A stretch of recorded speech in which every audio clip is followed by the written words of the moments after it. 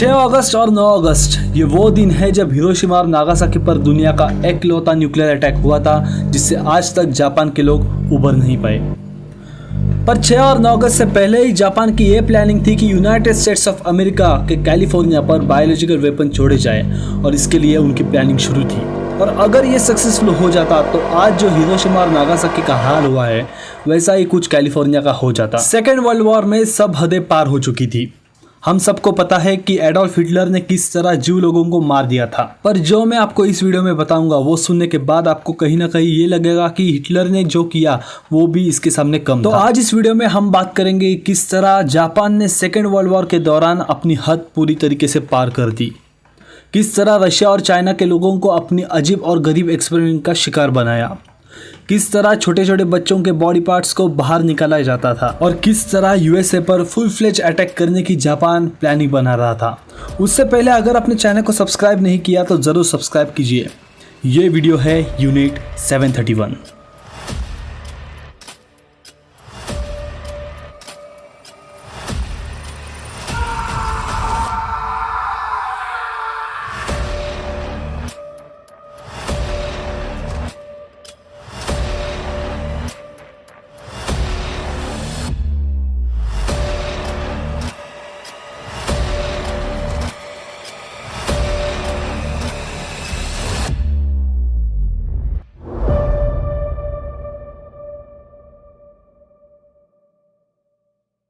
War crime against humanity ये आरोप Japan के खिलाफ हमेशा से ही लगते आ रहे हैं, क्योंकि यूनिट 731 में कुछ ऐसा चल रहा था जो आज आप सबके होश उड़ाने वाला है। यूनिट 731 ये वो सेक्टर है जो आज हमारी वीडियो का कोर टॉपिक है। ये आज के चाइना के पिंगफान डिस्ट्रिक्ट में सिचुएटेड है।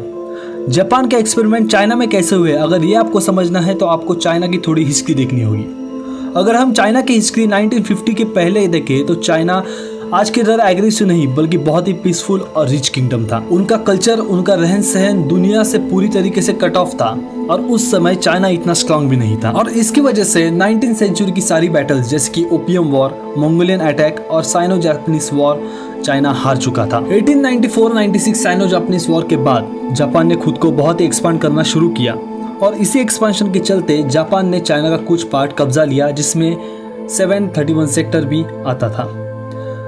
उसके बाद 1905 का रशियन जापान वॉर। इतने सारे वॉर्स जीतने के बाद जापान के कॉन्फिडेंस का कोई ठिकाना नहीं था। 1905 से लेकर 1932 तक जापान ने खुद को एक्सपांड किया। 1932 आते आते जापान अब इतना इमोशनलेस हो चुका था कि उन्होंने एक प्लान बनाया कि वो अब ह्यूमंस पर भी एक्सपेरिमेंट करेंगे।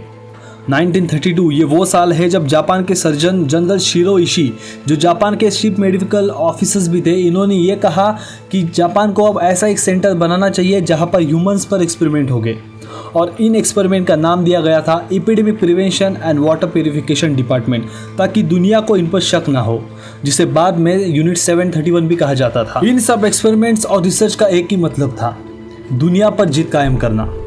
1937 आते आते अब चाइना में सिविल वॉर शुरू हो चुका था, जहां पे कम्युनिस्ट पार्टी ऑफ चाइना बहुत ही पावरफुल हो रही थी। इसी सिविल वॉर का एडवांटेज लेकर जापान ने चाइना पर फिर एक बार अटैक किया और नैनकिंग पर कब्जा किया। नैनकिंग पर कब्जा करने के बाद नेक्स्ट 2 वीक्स तक यहाँ पर रेप्स किए जाते थे और लोगों को काट दिया जाता था। कहीं कहीं तो ये कहा जाता है कि जापानीज आर्मी ने चाइना के लोगों को जिंदा दफना दिया और उन पर आग लगा दी थी। चाइना का बहुत सारा एरिया कब्जा करने के बाद जिस तरह जापान के चीफ मेडिकल ऑफिसर ने प्लान बताया था कि ह्यूमन एक्सपेरिमेंट्स के लिए कैंप बनाने जाने चाहिए, अब वो सेटअप भी कर दिए गए थे। और जैसे मैंने आपको पहले बताया, इसका नाम दिया गया epidemic prevention and water purification department. Camp setup करने के बाद यहाँ पे रशियन वॉर प्रिजनर्स, चाइना के हैंडीकैप लोग, प्रेग्नेंट महिला और छोटे बच्चों को यहाँ पर लाके उन पर अजीब और गरीब एक्सपेरिमेंट किए जाते थे। 2006 में एक रिसर्च पब्लिश हुई थी जिसमें कहा गया कि करीब 5.5 लाख लोगों को इस एक्सपेरिमेंट की वजह से मार दिया गया था। एक्सपेरिमेंट्स की हम स्पेसिफिकली बात करें तो चिकन पॉक्स, जिसके लिए उस समय कोई क्योर नहीं था, उसका एक्सपेरिमेंट किया जाता था और इनके जैसे बहुत सारे वायरसेस का यूज़ किया जाता था लोगों पर और उनकी बॉडी किस तरह रिएक्ट होती है उसको ऑब्जर्व किया जाता था। और इतना ही नहीं, हर एक्सपेरिमेंट को अपनी पीक पर लिया जाता था। कितने वक्त तक हमारी बॉडी इन इन्फेक्शन को झेल सकती है उसको ऑब्जर्व किया जाता था। मेरे हिसाब से अगर सबसे खतरनाक कोई एक्सपेरिमेंट होगा तो वो था सेक्सुअली ट्रांसमिटेड डिसीज, जहाँ पे एक इन्फेक्टेड सब्जेक्ट को लिया जाता था और उसे नॉन इन्फेक्टेड सब्जेक्ट के साथ फोर्सफुली इंटरकोर्स करने को कहा जाता था। उसके बाद सेक्सुअल ट्रांसमिटेड डिसीज कैसे ट्रांसमिट होते हैं इसको टाइम टू टाइम नोटिस किया जाता था और ऑब्जर्व किया जाता था। एक और है जिसको कहते हैं विविसेक्शन। विविसेक्शन का मीनिंग है लाइव ऑपरेशंस करना।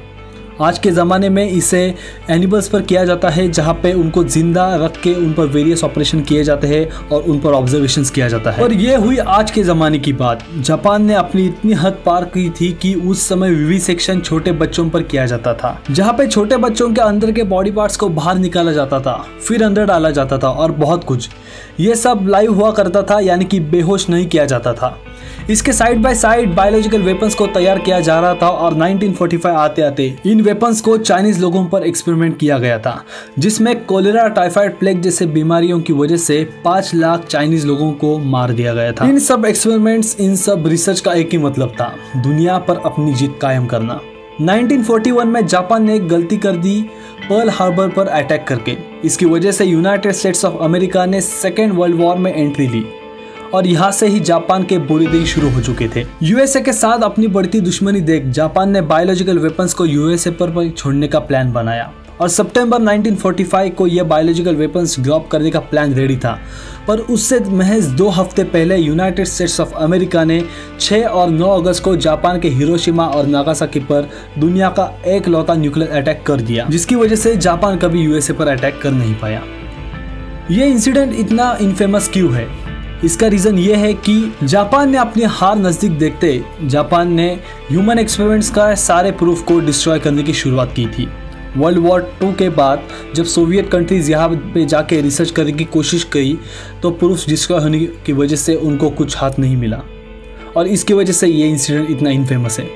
Thanks for watching my video को लाइक करें, चैनल को सब्सक्राइब करें।